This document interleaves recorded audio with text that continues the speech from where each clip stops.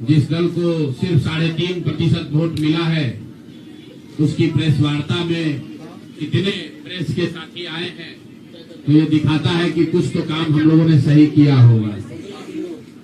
हम लोग बिहार आज से 3.5 साल पहले व्यवस्था परिवर्तन के संकल्प से आए थे। एक ईमानदार प्रयास किया है और उसमें बिल्कुल सफलता नहीं मिली, ये मानने में कोई गुरेज नहीं है। व्यवस्था परिवर्तन के जिस अभियान को लेकर चले थे, व्यवस्था परिवर्तन की बात तो छोड़िए, सत्ता परिवर्तन भी हम लोग नहीं करा सके, लेकिन बिहार की राजनीति को बदलने में जरूर थोड़ी बहुत भूमिका हम लोगों की बनी है।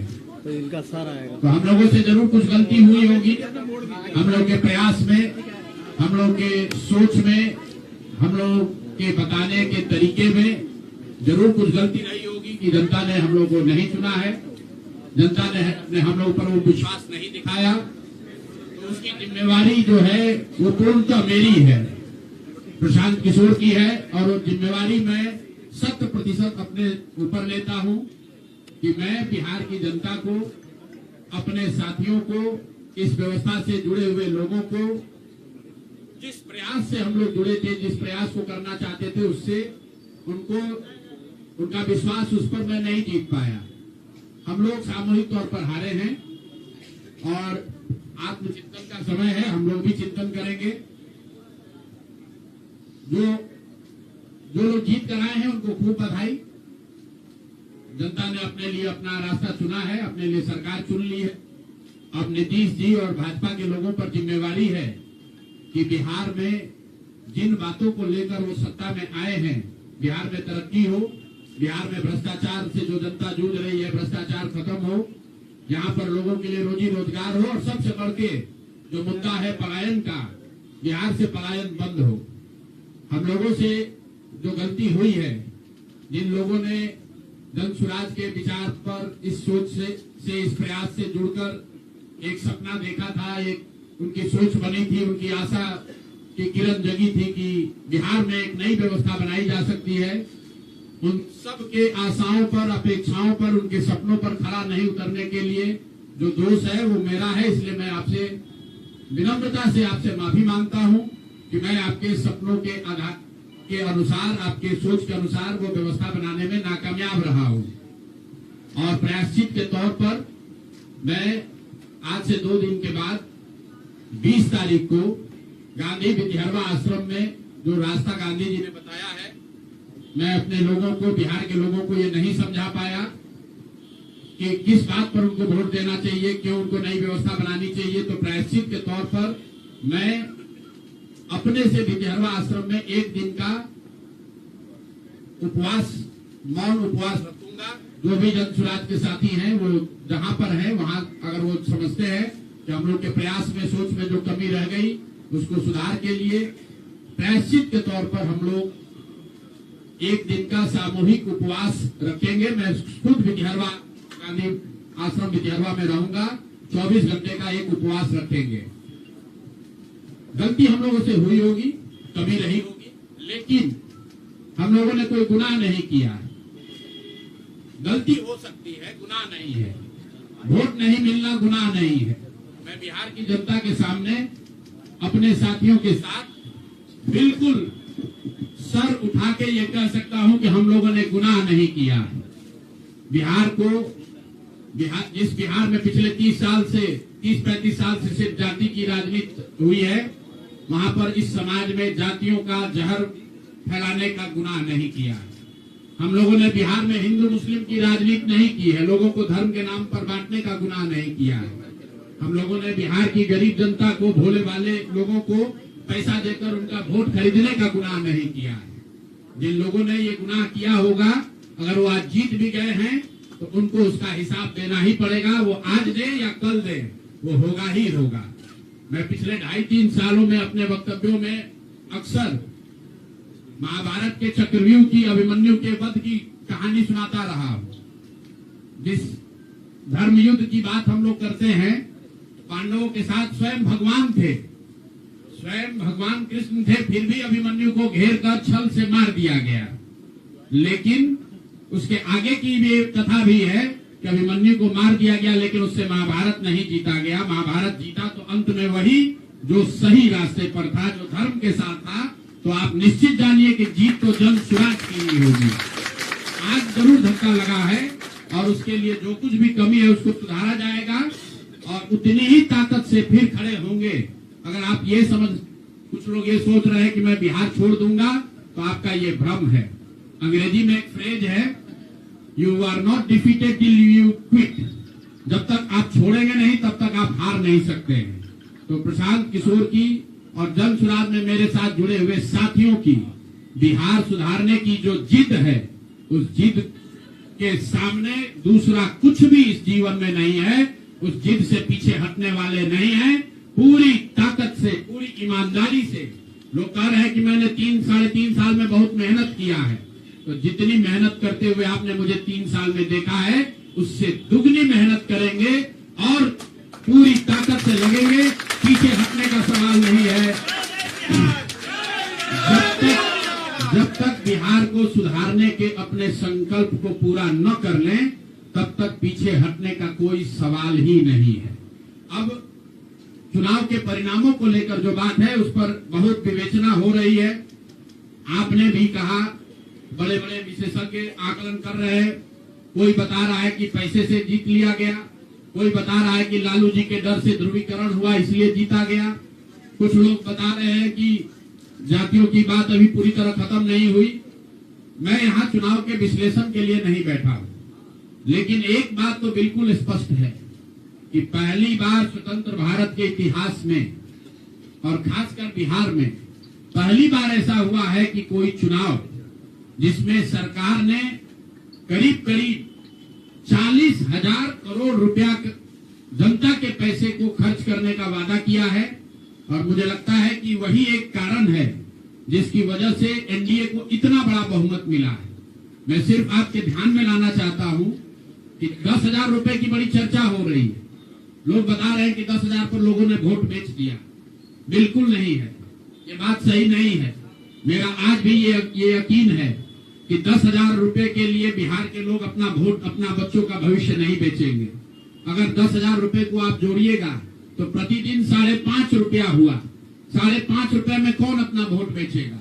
लोगों ने 10,000 रुपए के लिए सिर्फ वोट नहीं बेचा। आपको देखने, जानने, समझने की जरूरत है। और इस पर ये बहस भी हो रहा है। सत्ता में जो लोग आए हैं वो कह रहे भैया हम तो सरकारी योजना चला रहे थे। जो विपक्ष में है वो कह रहा है हम योजना नहीं चला रहे थे, आप पैसा देके वोट खरीद रहे थे। इसका कोई अंत नहीं है, इस बहस का कोई अंत नहीं है। चुनाव आयोग पर लोग टीका टिप्पणी कर रहे हैं, वो चुनाव आयोग का विषय है। बिहार के बेटा होने के नाते, बिहार के नागरिक होने के नाते मेरा बस एक ही प्रश्न है। हर विधानसभा क्षेत्र में 60 से 62,000 लोगों को कम से कम 10,000 रुपया सीधे तौर पर सरकार ने दिया है। सिर्फ 10,000 रुपया नहीं दिया, ये कहा कि आपको स्वरोजगार के लिए 2 लाख रुपया दिया जाएगा और उसकी पहली किस्त के तौर पर, बयाना के तौर पर 10,000 रुपया उसको दिया गया। और पूरा सरकारी तंत्र लगाया गया लोगों को ये बताने के लिए कि अगर आप एनडीए को वोट देते हैं तो आपको 10,000 रुपए के साथ साथ आने वाले 6 महीनों में 2 लाख रुपए तक की सहायता मिलेगी। इसको करने के लिए पूरा सरकारी तंत्र लगा। जीविका की दीदियों को बैठाया गया। जितने यहाँ पर आशा आंगनवाड़ी सेविकाएं हैं उनकी सैलरी, उनका मानदेय बढ़ाकर उनको जोड़ा गया। लोग कह रहा है भैया काडर कहाँ है? मेरे भाई 2 लाख लोगों को, आप ध्यान रखिए, सिर्फ 10,000 रुपए लोगों को नहीं दिया गया है। हर विधानसभा में, मैं बहुत जिम्मेवारी से जो सरकारी आंकड़ा है वही बता रहा हूँ, हर विधानसभा में 60 से 62,000 महिलाओं को 10,000 रुपया दिया गया है। करीब करीब 1 लाख आंगनवाड़ी सेविका, आशा वर्कर और ममता की से जुड़ी हुई महिलाओं को करीब करीब सरकार ने 10,000 करोड़ रुपया अलग से दिया है। इसके साथ ही विकास मित्र और टोला सेवकों को 25,000 रुपया एक बार में, और जो लोग प्रवासी मजदूर बाहर से आए उनको 5,000 रुपया दिया गया है कपड़ा के नाम पर। तो कुल मिलाकर 29,000 करोड़ रुपया, करीब करीब 29,000 करोड़ रुपया बांटा गया है। 40,000 करोड़ रुपए की योजनाओं की घोषणा की गई है। अब हम यहाँ इसलिए नहीं बैठे हैं ये कहने के लिए कि इसी वजह से हम लोग चुनाव हार गए। मेरा अब सीधा सरकार से एक आग्रह है कि आपने 2 लाख रुपए देने का वादा किया है, जनता ने आपको मत दे दिया, अब आप सत्ता में बैठे हैं, तो कृपा करके जो 1.5 लाख महिलाएं, 1.5 करोड़ महिलाएं हैं जिनको आपने 10,000 रुपया दिया है, उन सभी महिलाओं को अगले 6 महीने में 2 लाख रुपए तक देने की व्यवस्था कीजिए, क्योंकि अगर वो हो जाएगा तो बिहार से बेरोजगारी दूर हो जाएगी, बिहार से पलायन बंद हो जाएगा। और अगर आपने ये नहीं किया तो ये बिल्कुल स्पष्ट हो जाएगा कि आपने ये 10,000 रुपया किसी योजना के तहत नहीं दिया था, सिर्फ और सिर्फ वोट खरीदने के लिए दिया था। तो वोट खरीदने के लिए पैसा दिया गया है कि किसी योजना के तहत पैसा दिया गया है, सरकारी योजना के तहत, इसका प्रमाण इस बात पर है कि आने वाले 6 महीने में सरकार ने स्वरोजगार के नाम पर जो पैसा जारी किया है, उस क्षेत्र में और पैसा और मदद जारी की जाती है या नहीं की जाती है। हम लोग एक भी विधायक न जीते कोई बात नहीं, जन सुराज, और कई लोगों का सवाल है नीतीश कुमार को 25 सीट आने की बात है, तो मैं आपके सामने घोषणा कर रहा हूं कि जो 25 सीट हमने बात कही थी उस पर बिल्कुल कायम है। अगर नीतीश कुमार ने, उनकी सरकार ने ये वोट खरीदा नहीं है, इनको 2-2 लाख रुपए दे दे, मैं बिल्कुल राजनीति से संन्यास ले लूंगा, उसमें कहीं कोई दिक्कत नहीं है, कहीं कोई दिक्कत नहीं। बिहार के 1.5 करोड़ लोगों को 2-2 लाख रुपया नीतीश कुमार दिलवा दे, मैं मान लूंगा कि हमारे आकलन में गलती थी, हमारी गलती थी। और हमारे आकलन की बात छोड़िए, अगर बिहार से बेरोजगारी दूर हो जाए, पलायन बंद हो जाए, 1.5 करोड़ परिवार, टोटल 2.5 करोड़ परिवार में अगर 1.5 करोड़ परिवार की गरीबी दूर हो जाए, तो प्रशांत किशोर को विधायक बनने की, राजनीति करने की कोई जरूरत नहीं है, हम दूसरा काम कर सकते हैं। तो आपका अगर ये सवाल है कि 25 सीट की बात है, बिल्कुल 25 सीट से ज्यादा नीतीश कुमार को ना आना चाहिए था, ना आता। एक ही फैक्टर है, ये पैसा बांटकर जो वोट आपने खरीदा है, खरीदने का आप पर इल्जाम है, तो इसको आप इतने 20 साल से आप मुख्यमंत्री हैं, तो आप इस इल्जाम को धो दीजिए। अगले 6 महीने में 1.5 करोड़ लोगों को, 1.5 करोड़ परिवार को स्वरोजगार की व्यवस्था कर दीजिए, और अगर नहीं कीजिएगा तो हम लोग यहीं पर हैं। मैं आपके सामने एक नंबर जारी कर रहा हूं, मेरा अपना व्यक्तिगत ऑफिस का 91-216, 91-216। जितने लोग हैं जिनको भी 10,000 रुपया का बयाना नीतीश कुमार सरकार ने, अधिकारियों ने, जीविका की दीदियों के माध्यम से दिया है, इस आश्वासन के साथ कि अगर आप नीतीश कुमार को, एनडीए को वोट देंगे तो आपको 2 लाख रुपया 6 महीना में मिलेगा। तो मेरे भाई, अब समय चालू हो गया, आप आ गए हैं सत्ता में, और हम लोग आराम से बैठे हुए हैं बिहार में। हर वो महिला, हर वो परिवार जिसको 2 लाख रुपया नहीं मिलता है, आप प्रशांत किशोर से संपर्क कीजिए, आप जन सुराज से संपर्क कीजिए। अब सलाह का समय खत्म हुआ, अब संघर्ष का समय शुरू होगा। हमने 3.5 साल लोगों को सलाह दिया है, हमने 3.5 साल लोगों को जाकर घर घर हाथ जोड़ा है, कभी वोट नहीं मांगा, लोगों को यही कहा कि अपने बच्चों के लिए वोट दो, अच्छे लोगों को जिताओ। लोगों ने अपने हिसाब से अच्छे लोगों को जिताया है। जिन मुद्दों पर जिताया है उसका मैं स्वागत करता हूं कि स्वरोजगार ही सबसे ज्यादा जरूरी है। उसका वादा एनडीए की सरकार ने किया है, नीतीश कुमार ने किया है, और 10-10 हजार रुपया वानगी के तौर पर, एडवांस के तौर पर उन महिलाओं को दिया है। तो अब अगले 6 महीना में उन सभी महिलाओं को, उन सभी परिवारों को नीतीश कुमार की स्वरोजगार का अवसर दे, उनको 2 लाख रुपए की मदद दे, ताकि वो 1.5 करोड़ परिवार के लोग बेरोजगारी से बाहर निकल सके, गरीबी खत्म कर सके, और उनके बच्चे गुजरात में, तमिलनाडु में जाकर मजदूरी न करें। और अगर ये नहीं होगा तो हम लोग तो विधानसभा में हैं नहीं, जनता ने जो आदेश दिया है कि गांव-गांव घूमिए और लोगों की मदद कीजिए, तो जिनको भैया ये 2 लाख न मिले वो प्रशांत किशोर के पास चले आइए, जन सुराज के साथियों के पास आइए, आपकी आवाज बनकर, आपके साथ खड़े होकर ब्लॉक, पंचायत, डिस्ट्रिक्ट के ऑफिसेज में, सरकारी दफ्तरों में हम लोग चलेंगे। जरूरत पड़ेगा नीतीश कुमार, क्योंकि उन्होंने कहा है कि 10,000 रुपया जब मैं जीत कर आऊंगा आपको 2-2 लाख रुपए दूंगा, ताकि सब लोग अपने पैर पर खड़े हो जाएंगे। तो जन सुराज के लोग अब ब्लॉक में, और जिन लोगों ने, आपने सुना होगा सहारा में लोगों को कहा गया पैसा डबल हो जाएगा, सहारा के जिन लोगों ने एजेंट बनकर समाज पैसा जमा कराया, सहारा वाले भाग गए तो लोग एजेंट को खोज रहे हैं। तो जो सरकारी अफसर नेतागिरी कर जिन लोगों ने किया है, सरकार की ओर से आश्वासन दिया है कि आपको रोजगार देंगे, 2 लाख रुपया देंगे, जो जिन जीविका की दीदियों ने एक एक महिला को जाकर समझाया है, बूथ पर बैठकर वोट दिलवाया है, सिंबल सिखाया है, क्रमांक संख्या बताया है, वो जीविका की दीदियों की जिम्मेवारी है कि जिनको आपने ये काम कराया है, जिनके बच्चों का भविष्य आपने 10,000 रुपया में आपने सौदा कराया है, उनको पैसा मिले। और अगर वो 2 लाख रुपया नहीं मिलेगा तो 6 महीने का समय है। 6 महीने के बाद हर वो व्यक्ति जिसको पैसा नहीं मिले उसके लिए जन सुराज का, प्रशांत किशोर का दरवाजा खुला हुआ है। हम लोग आपकी आवाज बनेंगे, आपके साथ खड़े होंगे। हम लोग विधायक सांसद नहीं है, लेकिन समाज में हमारी ताकत जो आवाज है, आपके वो आवाज आपके साथ जोड़ेंगे और हर हालत में आपको ये 2 लाख रुपया मिले, इसकी लड़ाई को जारी रखेंगे। दूसरी बात जो कह के मैं खत्म करूंगा, चुनाव से पहले सरकार के भ्रष्टाचार को लेकर इसी जगह पर हम लोगों ने कई प्रेस कॉन्फ्रेंस किए हैं।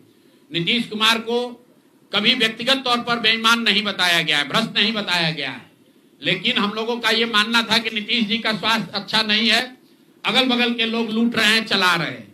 अभी परिणाम आए हैं, नीतीश जी को देखकर लग रहा है कि नीतीश जी बिल्कुल स्वस्थ दिख रहे हैं। तो अब मेरी उनसे अपेक्षा है कि 2 दिन के बाद अभी मंत्रिमंडल बनने वाला है। कल प्रधानमंत्री जी ने भी कहा है कि बहुत बड़ी जिम्मेवारी है, हम लोग इलेक्शन मोड में नहीं, इमोशनल मोड में हैं। तो उसी इमोशनल मोड में मेरी आपसे अपेक्षा है कि भारतीय जनता पार्टी की लीडरशिप और नीतीश कुमार एक ऐसा स्वच्छ मंत्रिमंडल बनाएं जिसमें कोई दागी मंत्री न हो, कोई भ्रष्टाचारी न हो। जनता सरकार बनाने का मैंडेट दिया है, भ्रष्टाचार करने का, भ्रष्टाचारियों को सरकार में शामिल करने का मैंडेट नहीं दिया है, भ्रष्टाचार करने का मैंडेट नहीं दिया है, लूटने का मैंडेट नहीं दिया है। तो मैंडेट, बिल्कुल मैंडेट का सम्मान है। जनता लोकतंत्र है, जनता मालिक है, जनता ने जिनको सत्ता में बैठाया है वो सत्ता में बैठे, लेकिन सत्ता में बैठकर लूटने का मैंडेट जनता ने नहीं दिया है। तो मेरी अपेक्षा है कि नीतीश जी, माननीय प्रधानमंत्री मोदी जी, अमित शाह जी, जिन्होंने बिहार की जनता को यह बताया है कि हम आपका विकास करेंगे, आपके बच्चे अब गुजरात नहीं जाएंगे मजदूरी करने, तो भाई अब आपकी जिम्मेवारी है ऐसा मंत्रिमंडल बनाइए ताकि बिहार के लोगों का पलायन बंद हो, यहाँ से बेरोजगारी खत्म हो और जो पिछले 5 साल से लोग भ्रष्टाचार से जूझ रहे हैं वो आगे भ्रष्टाचार न हो।